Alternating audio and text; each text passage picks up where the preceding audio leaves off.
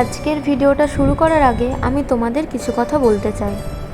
অনেক সময় আমরা অন্য কারোর রেজাল্ট দেখি, তাদের সাফল্য দেখি, সেই সাফল্যের পিছনে কতটা দুশ্চিন্তা, কতটা পরিশ্রম, কতটা মানসিক লড়াই থাকে সেটা দেখতে পাই না। আজকে দেখাবো একটা বাস্তব রুটিন, এমন একটা দিন যেদিন কোনো কিছুই প্ল্যান মতো হয়নি, তবুও চেষ্টা করে গেছি নিজের লক্ষ্য থেকে সরে না যেতে। যদি তুমিও গ্রাম panchayat, ICDS, upper primary, TET, সরকারি চাকরির পরীক্ষার জন্য প্রস্তুতি নিয়ে থাকো, তাহলে এই ভিডিওটা শুধুমাত্র তোমাদের জন্য। কেন বললাম, কী জন্য বললাম, চলো দেখে নাও এই ভিডিওতে। আজ সকালে ঘুম থেকে উঠেই প্রথমেই ঠাকুরকে প্রণাম করলাম।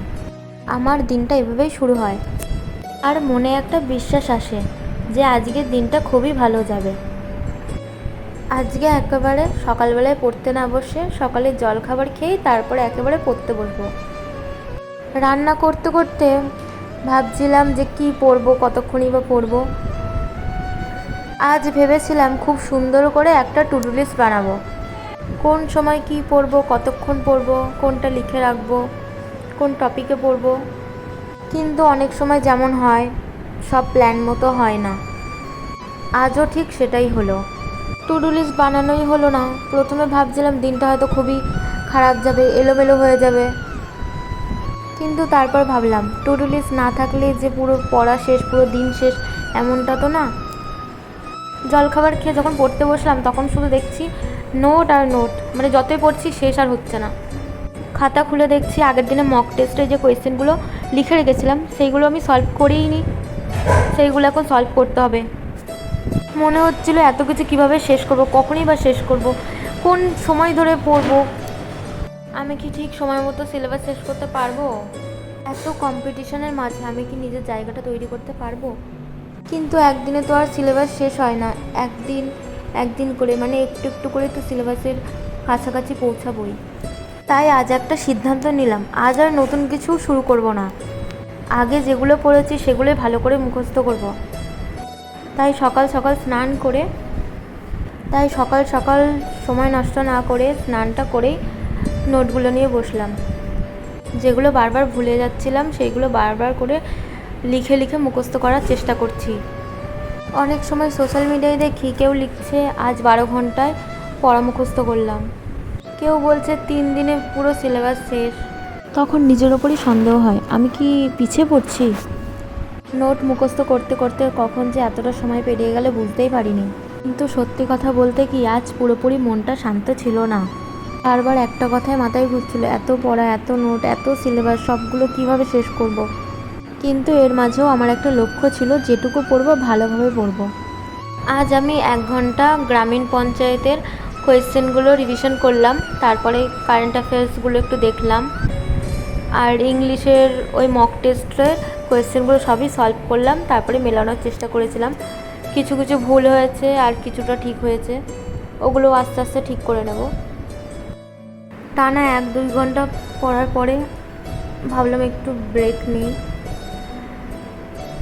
বিরতি মানে সময় নেই, কাজে ফাঁকি দিচ্ছি এমনটা নয়। আমার আজকে পড়ানো ছিল এই সময়, তাই জন্য এই যে একে পড়িয়ে তারপরে আবার বই নিয়ে বসবো।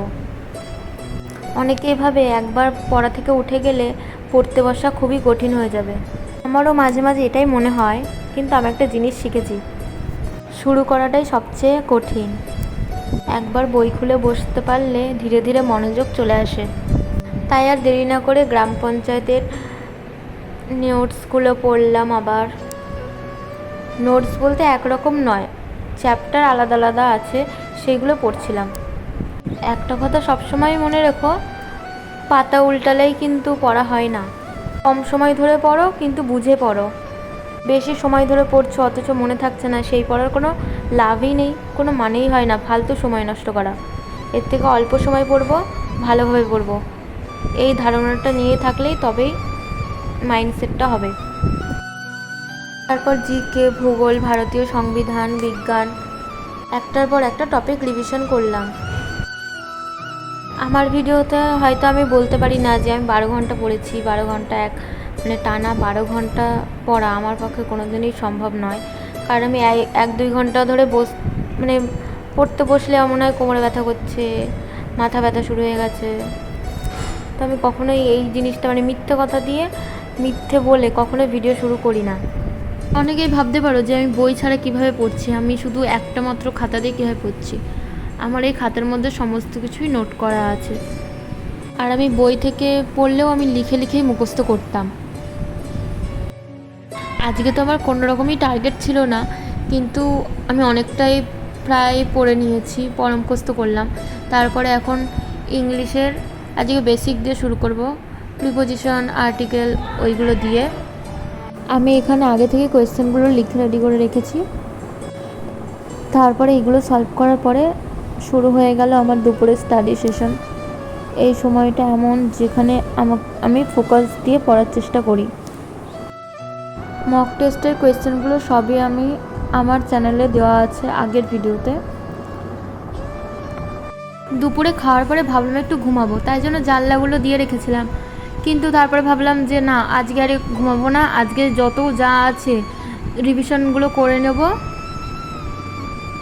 মাঝে মাঝে মনে হয় পড়ার কোনো শেষ নেই, একটা টপিক শেষ করলে সামনে আরও একটা টপিক চলে আসে, একটা নোট শেষ করতে না করতে আর একটা নোট এসে হাজির হয়।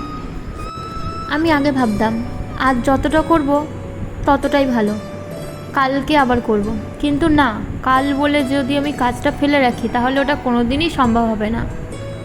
আগে নিজেকে বুঝতে হবে, তারপরে পরকে বোঝাতে হবে। সত্যি বলতে অনেক সময় ইচ্ছে করে যে আজকে পড়বো না, বই খুলতে ইচ্ছে করছে না। এমনকি অনেকে বলে যে আমাকে কে মোটিভেট করবে, আমি যে অন্যদের মোটিভেট করে বেড়াই আমার ভিডিওর মাধ্যমে, আমাকে মোটিভেট করার কে আছে? আমি নিজেই আছি নিজেকে মোটিভেট করার জন্য। তাই আমি কখনো মন খারাপ হোক বা আমার মন ভালো থাকুক, আমি সবসময় বইটা খুলে 1-2 মিনিট না হোক আমি আবার চেষ্টা করি, 10 মিনিট মন খারাপ হলে আমি আবার চেষ্টা করি, তারপরে ঠিক মন ভালো হয়ে গেলে আমি আবার পড়ি। কিন্তু আমি একবারও ওই চুপ করে বসে থাকি না যে আজকে করব না বা কালকে করব না। আমি আজকে এখন করতে পারছি না তোকে, আমি আর একটু পরে করব, কিন্তু আমি করবই। আমি এখানে পড়ছিলাম আর মা এখানে শশা গাজর এসব কেটে দিয়ে গেল, এখন ওইগুলোই খাবো। মানে একটু ব্রেক নিচ্ছি, কারণ আজকে অনেকটা না হেডেক হয়ে গেছে সকাল থেকে। মানে ভিডিওতে দেখে মনে হচ্ছে যেন কিছুই হয়নি, কিন্তু আমি বুঝতে পেরেছি আজকে পড়ার সময় যখন আমি ভিডিওটা এডিট করছি না, তখন আমি জানি যে মানে আমি তখন কীরকম ফিল করছিলাম। আজ যদি টু ডু লিস্টটা বানাতে পারতাম তাহলে হয়তো দিনটাই গোছানো হতো, কিন্তু ওই যে সব সময় সব কিছু প্ল্যান মতো হয় না। কিন্তু সেটা তো মাত্র অজুহাতই, সেটা তো একটা বাহানা মাত্র। আমি কি দিন শেষে নিজের লক্ষ্য থেকে সরে আসিনি তো? ঠিক তেমনই আজকের দিনটাকে আমি ব্যর্থ বলবো না। অনেকেই ভাবেন স্টাডি ব্লগ বানানো হয়তো সহজ, কিন্তু এরকম সরকারি চাকরি প্রিপারেশন নেওয়া, ভিডিও করা, এডিট করা, ক্যামেরার সামনে আসা, এটা সত্যিই সহজ নয়। তবুও আমি এই ভিডিওগুলো বানাই, বা কেউ হয়তো নিজের পড়াশোনা চালিয়ে অনুপ্রেরণা পাবে আমার ভিডিওর মাধ্যমে। আমার এই স্টাডি ব্লগ বানানোর পরে অনেকে যেমন কমেন্ট করে, আমাকে জিজ্ঞেস করে, তার মানে কি তারা আমার ভিডিও দেখতে ইন্টারেস্টেড। ওই জন্যই আমি আরও বেশি ভিডিও বানাই, আরও বেশি আমি চাই আমার ব্লগটা একটু নিখুঁত করতে। সবসময় নিজেদেরকে একটা প্রশ্ন করবে, তুমি আজকে কি শিখলে, আগামীকাল কি ওই একই জিনিস কি শিখতে পেরেছো, বা আগামীকাল কি তুমি ওইটা মনে রাখতে পেরেছো?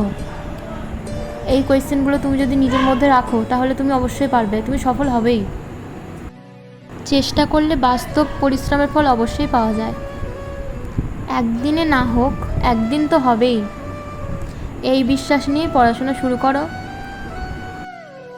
আমি এদিকে বই পড়ছিলাম আর আমার দাদা ওই দিক দিয়ে পাশ দিয়ে চিৎকার করে বলছে মেয়ে মানুষ হয়ে নাকি চাকরি করবে। মানে এরকম অনেক মশকরার শিকার হতে হয় আমাকে সব সময়। তবুও আমি চেষ্টা করি ভিডিও বানানোর, ভিডিওর মাধ্যমে আমি আমার এই সমস্ত কিছুটাই শেয়ার করি। মনে রেখো, ধীরে এগোলেও সমস্যা নেই, শুধু থেমে যেও না। একদিন এই পরিশ্রমই তোমার পরিচয় হয়ে উঠবে। আজকের পড়াশোনা এখানেই শেষ। তো ভিডিওটা কেমন লাগলো কমেন্ট করে জানিও, আর তোমরা কি এক্সাম দিচ্ছ সেটাও আমাকে কমেন্ট করে জানাও। এভাবেই শেষ হলো আজকের দিন, 30 দিনের স্টাডি চ্যালেঞ্জের তৃতীয় দিন শেষ হলো।